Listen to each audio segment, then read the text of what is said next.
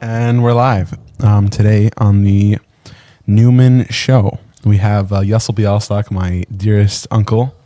Say hi. Hola. He's a lawyer, a graduate from what was your university you went to? New York Law School. New York Law School. A lawyer in Brooklyn. What's the let's give you a little hook. What's the We're what's called the most successful, helpful law firm in Crown Heights. We're also the only full-service law firm in Crown Heights. So it makes it easy for me to say that and not mislead you, at least at this moment. Yeah, he's the best. This is gonna be a great podcast, hopefully. So let's start it off. We have some pointers, some ideas that we want to touch upon. Let's touch on the first part. Obviously, you're my uncle. I've known you my whole life, pretty much, you know.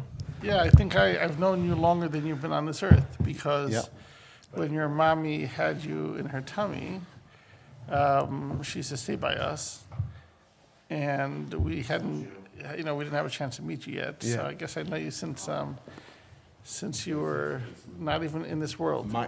Minus 9 months, minus 7 months, Yeah, something like that. something like that. I also had the great honor of help babysit you when you were little, while your mommy was in school to become what's called a social worker. Yeah. Yeah.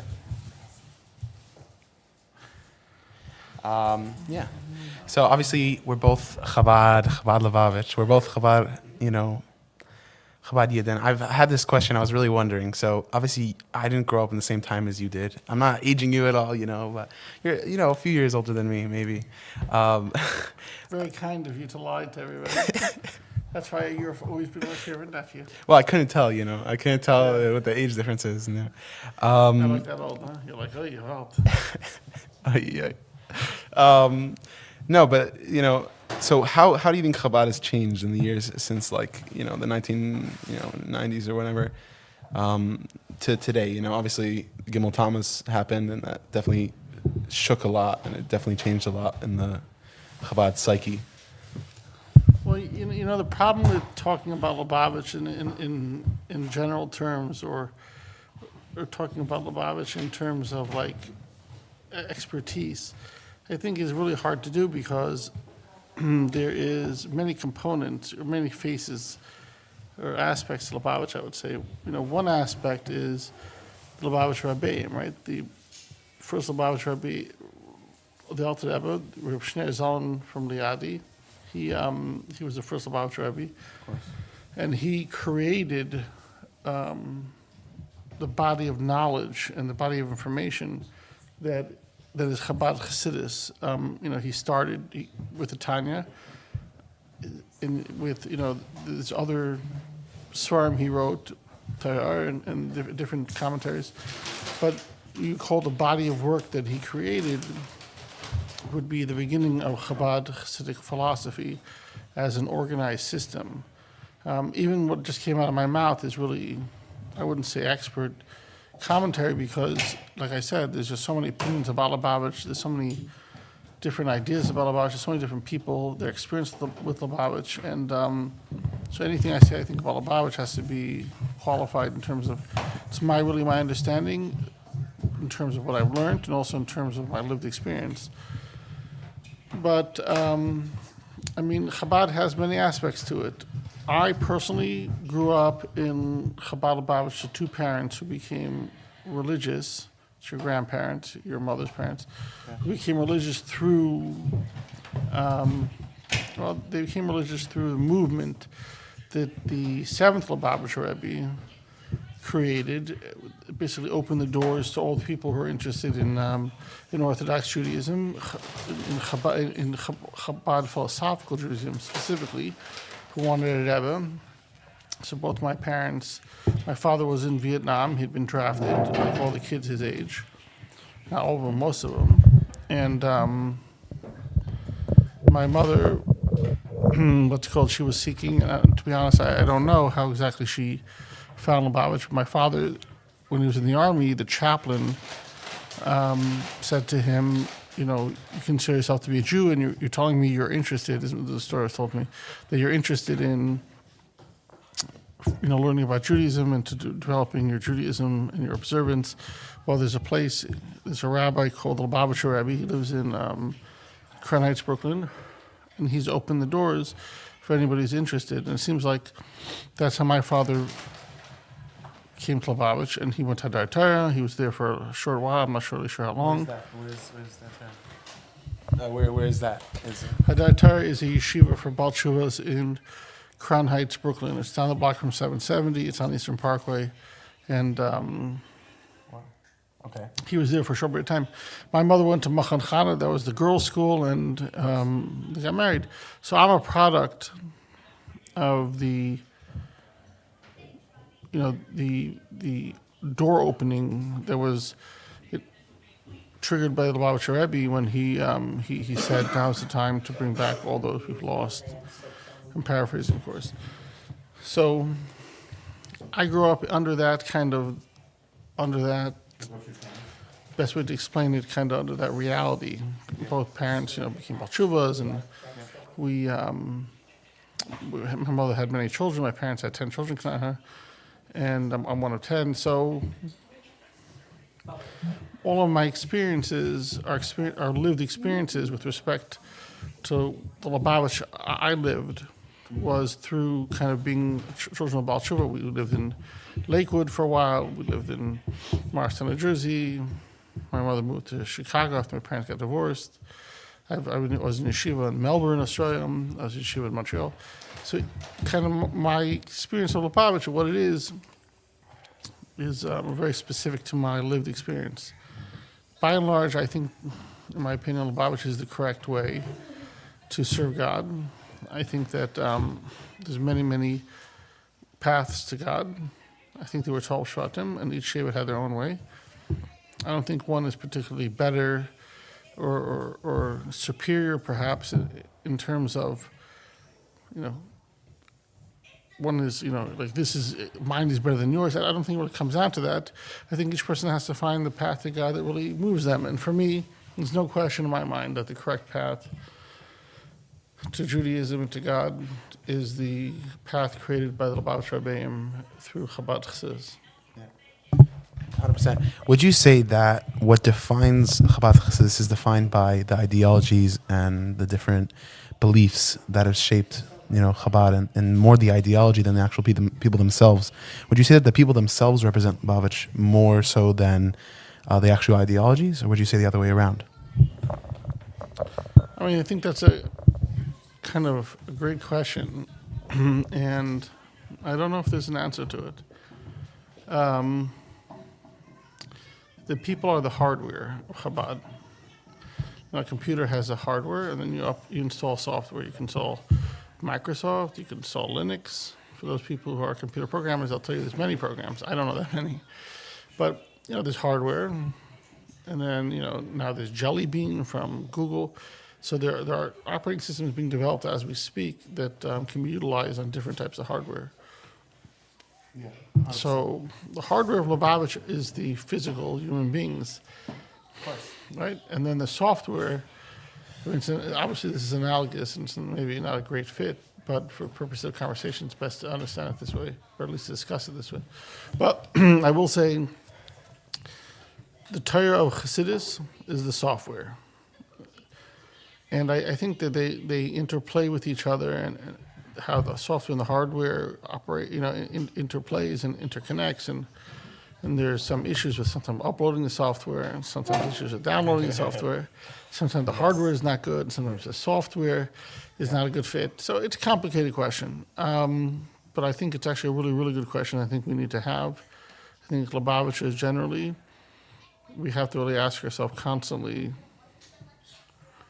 whether or not we are, we're operating the system, because it's a system. It's a software and a hardware, and they're supposed to work together. And we have to ask ourselves really whether or not there's modifications that need to be made, and whether or not we need to put more emphasis on certain issues and less emphasis on others, and to each their own. Obviously, I have my own opinions, but my opinions are very much subjective to my lived experience. And I'm not here to judge anyone else. I think I've heard many opinions from many different people. I think they're all good. My personal opinion, right now, Lubavitch is a major issue. I think we have two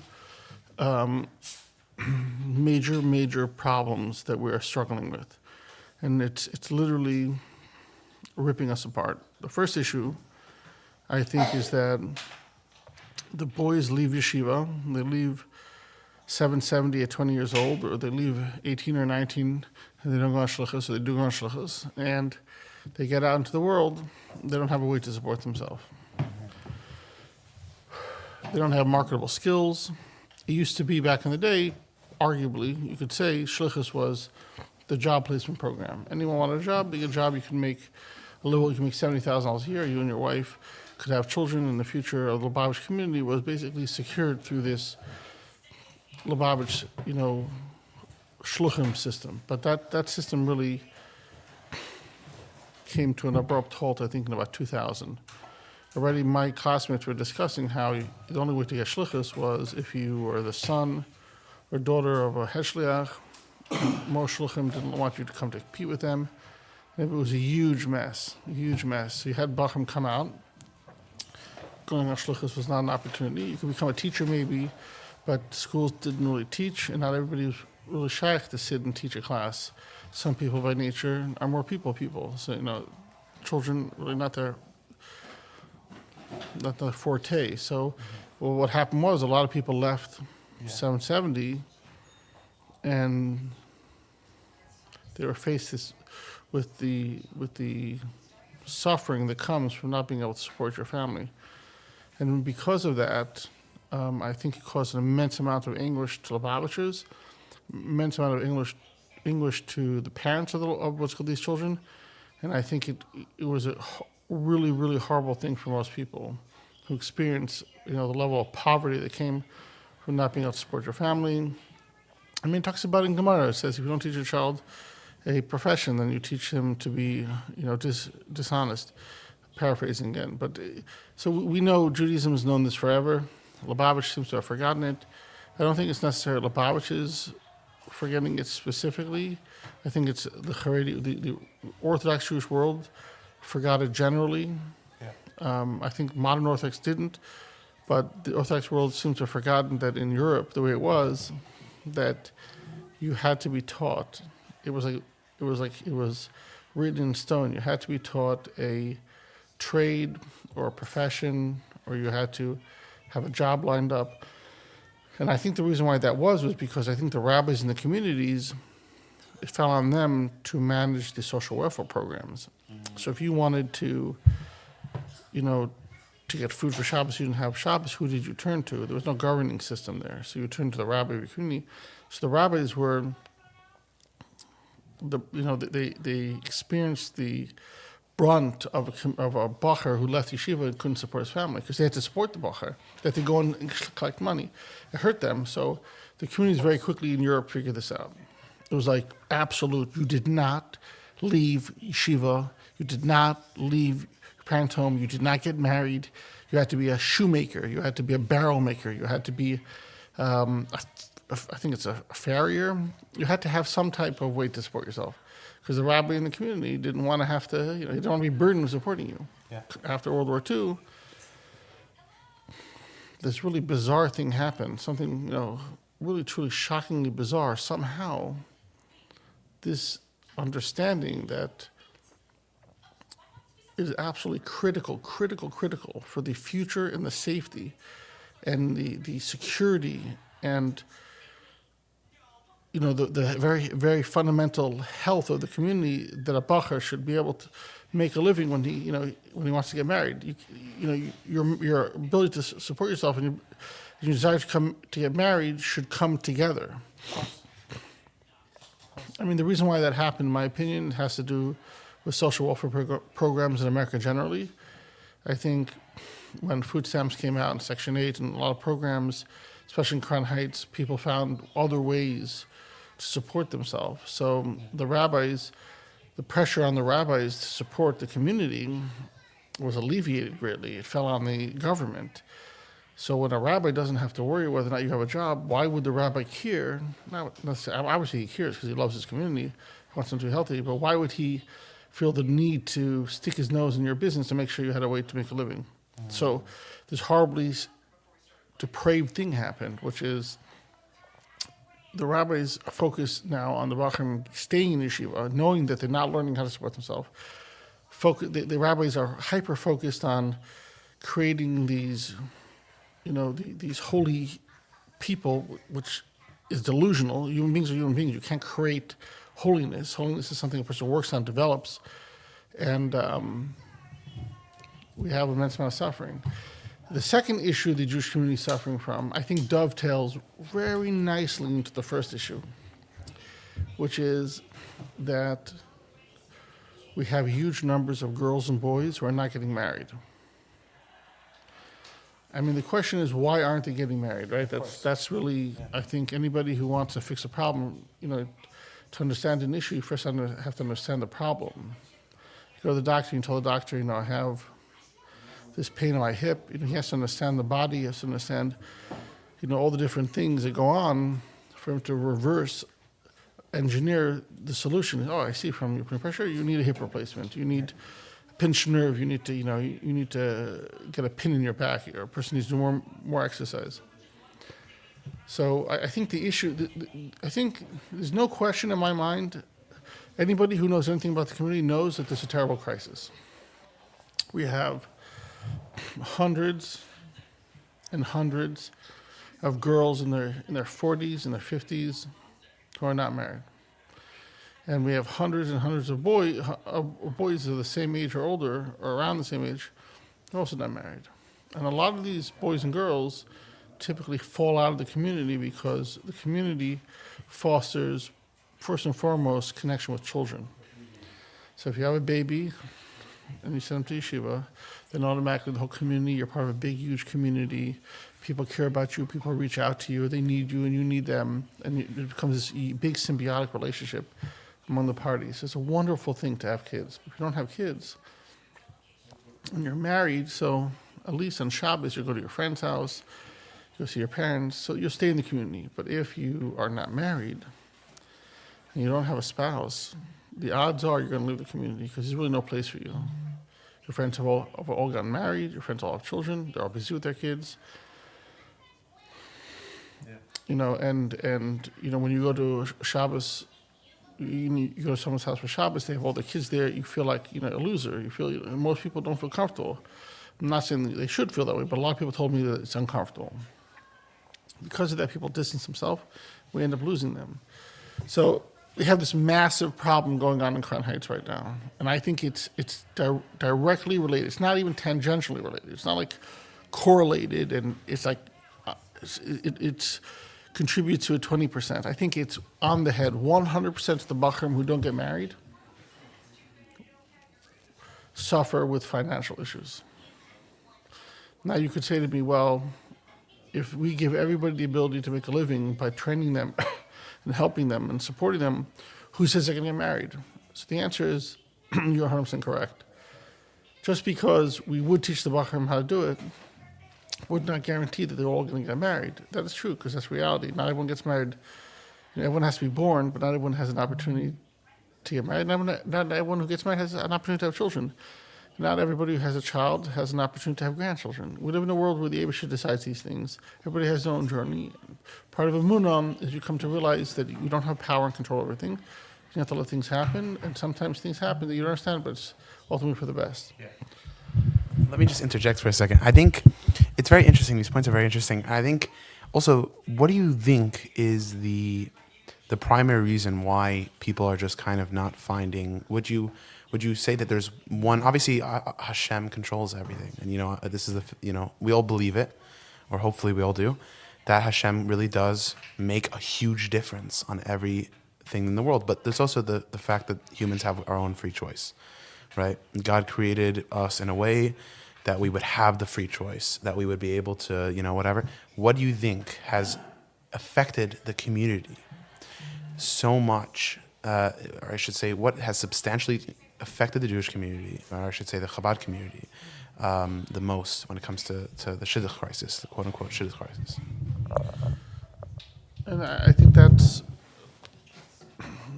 a really good question, a very complicated issue. I really wish I knew the answer to that question. I'm afraid that that question is beyond any human being's power to answer, truly. But I think that if we teach the Bachrim, every summer they go to Yeshivas Kites, and they spend 14 hours a day in Yeshiva, and they burn through an immense amount of time wasting time just to get through Yeshiva. If we just capture 10% of that time, that would mean 6 weeks out of the year, maybe 2 months out of the year, and we would teach them a what's called computer programming, electrical to become an electrician, plumbing. If they want to become a doctor, make sure that they have all the maths that they need, mathematics. Mathematics is not a goyish study. Mathematics is what's called, it's in the calendar. It's all mathematics. It's all part of Judaism. Jewish community doesn't want to teach the math where the Goyim do. We can still teach Jewish math. It's very complicated mathematics to figure out the month, and you need advanced mathematics. Also, it's an interesting one because, I was just learning Masechah Sukkah. I'm learning Masechah Sukkah in yeshiva right now. I'm in an incredible Sephardi yeshiva. Shout out to Midrash David, Midrash Dawid. And I think I see when we learn Gemara, there's all these different mathematics that come up, and I hear all these people say, in Ali Torah you never learn, this is the big chabad, yeshiva. It's like they don't learn math. They don't do all these things. First of all, it's not completely true. I did learn some math, and I think that's, but that's my own opinion or whatever, my own personal experience. But then there's also the fact that I think why don't we? And I think I agree with your point 100%. And also to get back to your original point about the education, why don't we have the different, obviously one of the primary, responsibilities of a father in Judaism is to teach your son how a trade.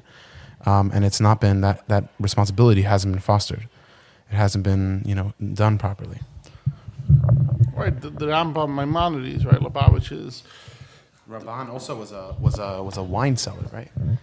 The Rambam himself was a world-renowned physician. He was a healer. I mean, Lubavitch is at the forefront of pushing what's called the study of the Rambam because of the Rebbe is Indian. And the Rambam says explicitly, you must teach your child some type of way to make a living, some profession, something. So this issue with the shidduch crisis, I think it's bigger than obviously that any one person can heal and to fix. And there's a certain percentage of people in the community will just simply not get married, no matter what we do. The problem is that it's right now a existential threat to our very existence. The numbers of people not getting married and having children are increasing exponentially. I hate to bring this issue up because it's a negative thing, but I think it's important to understand that Lubavitch's mission to bring Judaism to the world, ultimately without any oversight as to numbers and as a success rate, may or may not be undermined to whatever the extent we do have success, but the number of people we're losing because they don't have an ability to support themselves. So just from simple math, let's say Lubavitch worldwide requires 10,000 people a year. Yeah.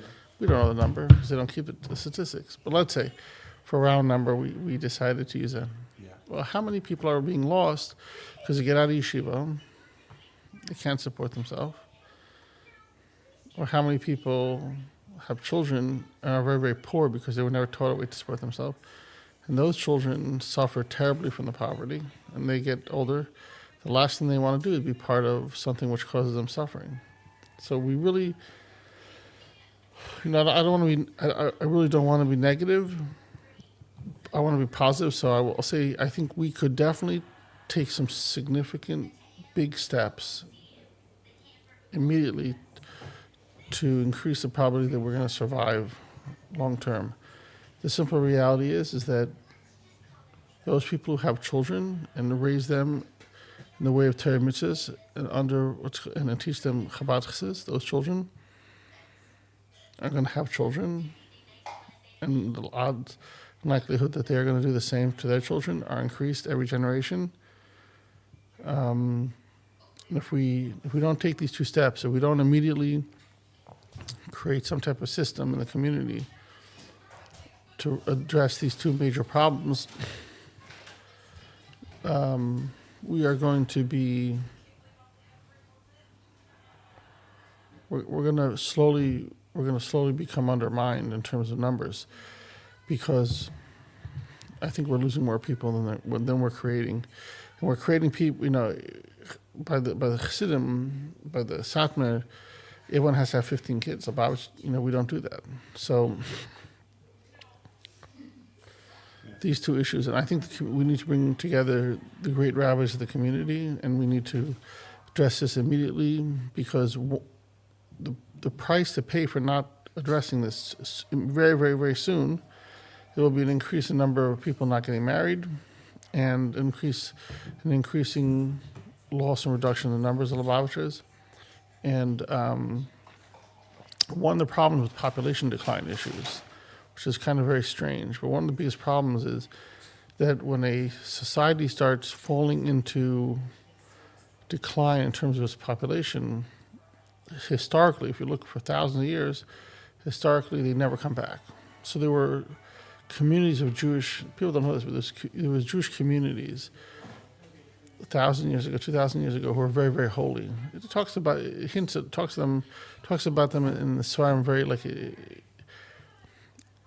it kind of hints to them. It doesn't really explain what happened, but if you start reading and looking, poking around, you'll find out what happened was they were very holy people. They're actually they were the holiest of the Jews, and they were so holy that they were horrified by the perversity and the toxicity and and the mundanity of this world. So they removed themselves, and they withdrew from the larger Jewish community, and they became like mufshid. They were holy, holy, holy, and we don't know what happened to them. They basically all disappeared, because the reality is that if you don't address the needs of the children, and you don't make sure that they have food to eat, they don't have opportunities, you don't care for them, then no matter how brilliant your ideas are, no matter how genius your philosophies, no matter how amazing your titles are, you'll disappear too. I don't want that to happen to us, so I think we need to do this. And, it's very hard for me to talk on podcasts about this, because it means people who are benefiting from the way the system is are going to be horrified to hear this. They're going to be my enemies. I've just made many, many enemies. But I don't want to go to my grave. Not that God forbid that I think I'm going to pass, but I don't want to go to my end, where hopefully it'll be in 100 years, without having stood up and said what is right. And what is right now is that Lubavitch is losing, for every one we bring back, we are losing 10 kids. And it's all our fault. I'm including myself in it. And if we don't immediately turn around and do something drastic to change it, then we will watch in horror as all the genius ideas and philosophies and all the titles and all the things that we hold dear will become lost. Yeah, and it's crazy. It's crazy to think. I think there's I don't know if you ever heard of Aliyah. I'm sure you've heard of it. They do a lot of the bringing people back. I learned with it. My chavrusa, his name's Shlomo Feldman, a great guy. He teaches there, and he's telling me about how he has to bring these guys back from this Litvish community, back to Chabad, back to the Chabad way of living, which they came from this Musardik. The way that they do things is very different. Good or bad, it's very different. We have Chassidus, they have Musar. And so for them, and he says how he has to bring these guys back, and he has to teach them this whole new way of life, which is completely different, because these guys have left for the reasons that you say. And obviously a lot of these guys aren't old enough to, have left, they're teens, but more to say that there definitely has been this, like, almost, I wouldn't say max exodus, but I would say this slow, it's a silent killer, as they say, right? It's like it's slowly but surely happening. It's going to go younger and younger and younger. But then there's also the positive thing. I want to also talk about I want to say positive. I want to talk about how, obviously we have 14 million Jews around, let's say, maybe with 15 million, 14 million, something like that. Out of that, how many are religious? Or let's say Shomer Shabbos, Shomer Shabbat. Maybe 2 million, right? From the 2 million, how many are Haredi or Orthodox, however you'd like to call them? 1 million, right? Something like that. Half of them probably. Half of the Shomer Shabbat people it's probably somewhere like that. In that, and this is something I heard from someone else who knows the statistics, so I'm going to trust, hopefully they're right. And out of that 1 million of Orthodox people, Haredi people, half of them are in the United States and countries like that, France, England, but mostly the United States, and then the other half are basically in Israel. And as you see these different communities, you realize just how small the religious communities are and how large the non-religious Jewish communities are, non-religious Jewish population it really is. And I've looked it up. People with Jewish ancestry, meaning parents, grandparents, or I think just parents, people who have the right to return to Israel, total up to like 24 million or something like that. And these people will often be seen as Jews. And you see people like Harry Ellison, the guy who owns Oracle. I think he's Jewish, or maybe not him. I think he is Jewish. And all these huge billionaires, Mark Zuckerberg, Jewish. How are we finding this correlation between really wealthy Jewish people? And does that mean that they have control? What's your insight on that? That's a really, really big question. It has like so many aspects to it. I think we could discuss that question in all subparts over 20 or 30 hours and not really cover it perfectly, or at least not cover it properly. Never mind perfectly, but this issue. There is. I was born in 1979, so I'm 47 years old today. And when I was a child growing up, my father would tell me that the majority of Jews, a vast majority, VAST, by a large number, we're talking about not 10%, but it's like 80% of Jews were not religious in the world. And the Orthodox community was really tiny. That number over time has clearly, in my opinion, changed. I think a lot of people who like to spout the number, the percentage of Jews that are Orthodox are tiny, and the non-religious community is huge. And I think that maybe was true 10 years ago, 20 years ago, 30 years ago. But in the last, at least 10 years, I think the number of Jews in the world that are alive today, I think, in terms of Orthodox and non-Orthodox Jews, the Orthodox Jews, I think, are a much larger number. And the reason why I think this is because if you look at the statistics on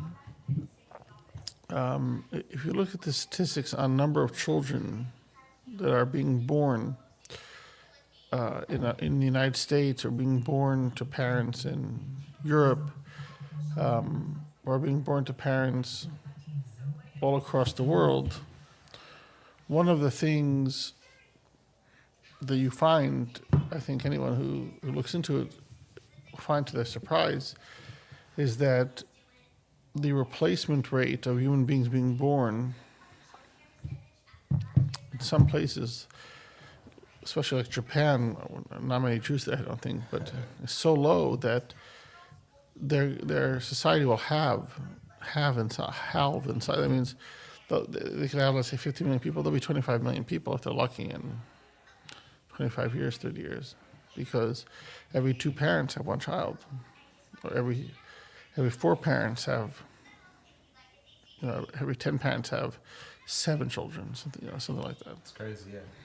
So non-Orthodox Jews have not really had children. They haven't kept up with the children production, because they have, by and large, fallen within these averages, because they became secularized. Orthodox Jews, on the other hand, have bucked that trend by something like 300%. The average family has in Crown 6 to 7 kids. That's crazy. So I don't think that number is correct. I mean, when I read it online, it says Orthodox Jews are X percentage, and so I think first of all, a Jew's a Jew. Orthodox, it doesn't make a really difference. And I think it's a fool's gambit, and I think the people who collect this information a lot of times collect it so they can utilize it, then go raise money in the UJA. And I think most of it is lies, damn lies, and statistics. My father said that to me. I think he got it from someone else.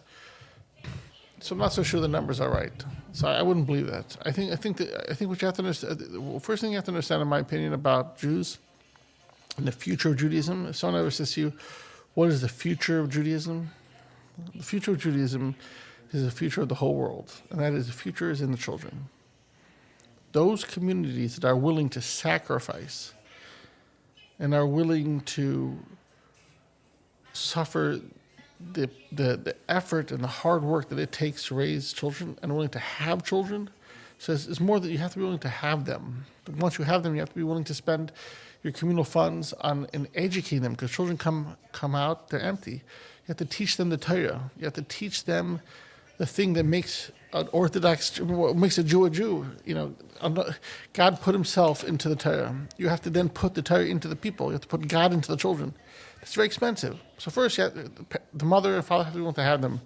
Very hard to do. Making children is the hardest thing a person can do by a long shot. Then the community has to then scrape whatever pennies it can and create an institution that is capable of then educating those children, filling them with God's word. Then, after you do that, you then have to be willing to teach those kids how to make a living, so then you can repeat it over and over again, and you have to convince those kids that the struggle and effort and the sacrifice that it takes to do that exact thing, which is to create Jewish children, and to take all your money and to pour it into educating them, is a worthy thing, so the community keeps going forward.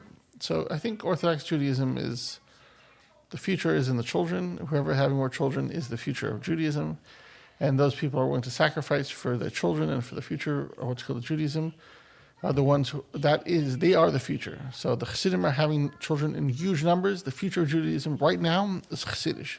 If in 10 years they stop and this, Sephardim start having more children, then the future, whoever has the children, that's the future. They consume everything. They consume, like, all these ideas in Judaism. It's like software. If you don't have the hardware to upload it into it, it just sits on a shelf. It has no value in reality. So Judaism, Orthodox Judaism, the future is very bright. It's very bright. A lot of the other aspects of your question, I'm not sure there's really any answers to these questions. I think there's no question that God came with the Jewish people into the exile, and the Abishur is the essence of blessings. Wherever he goes, blessings follow. So when the Jews were in Egypt, it was the most powerful, blessed nation.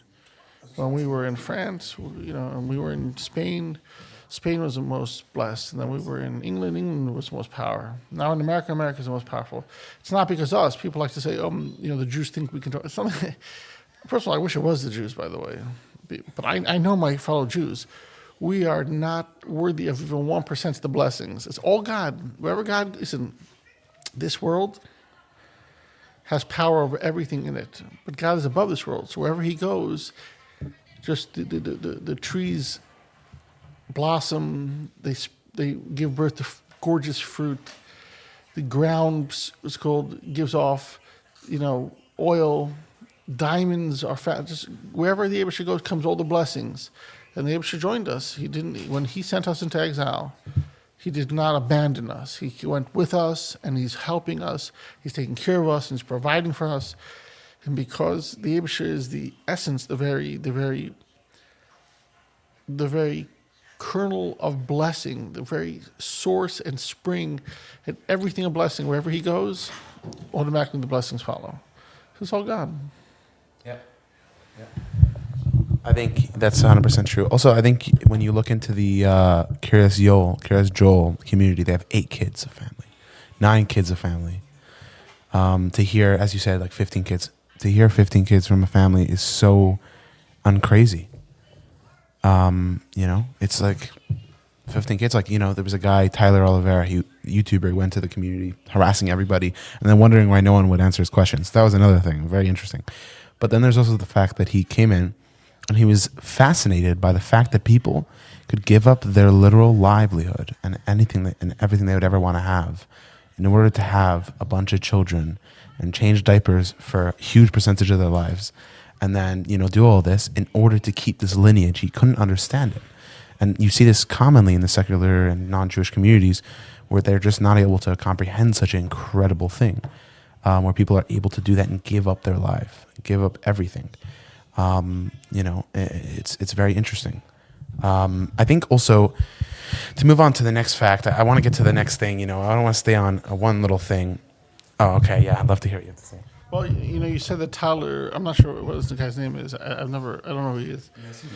So it doesn't matter who he is anyways. He's just, one person in a line of many great, not many great, he's just one additional person in history who would like to hurt the Jewish people and hates us. And I understand why he hates us. We're blessed, and it hurts to be a loser and watch someone else succeed.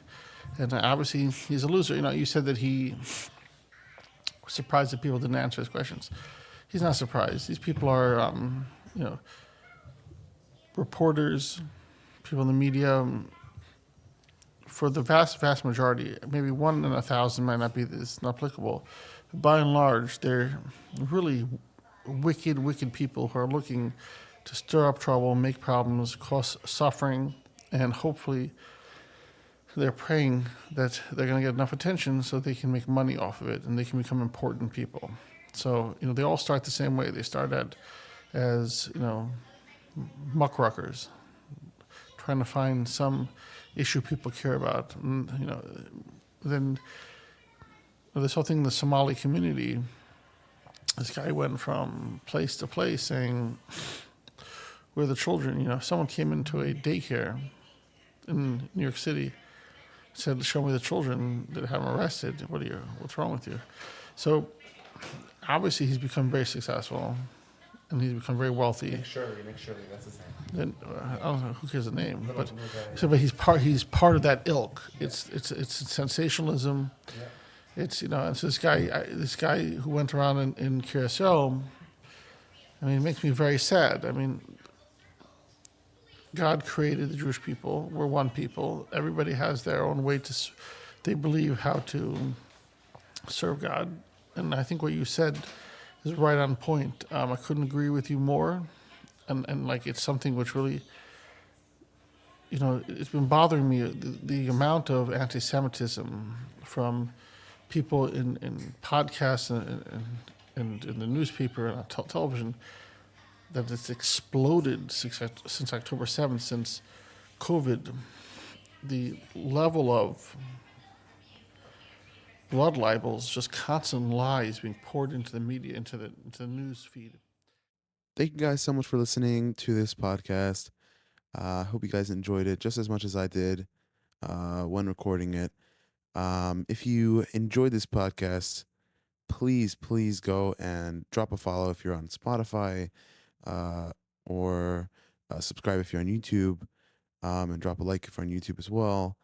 And if there's anything you'd like to contribute, any feedback, whether positive or constructive, please drop it into the comments on YouTube, Spotify, wherever you are listening from. And I'd love to get some insight, if possible. This podcast did have to be ended a little early because of a disruption. Wish it could have gone for a little longer. We're getting into a really deep, good subject. And I definitely hope to expound on these topics that were spoke about on this podcast in future podcasts. And thank you so much for listening and have a good one.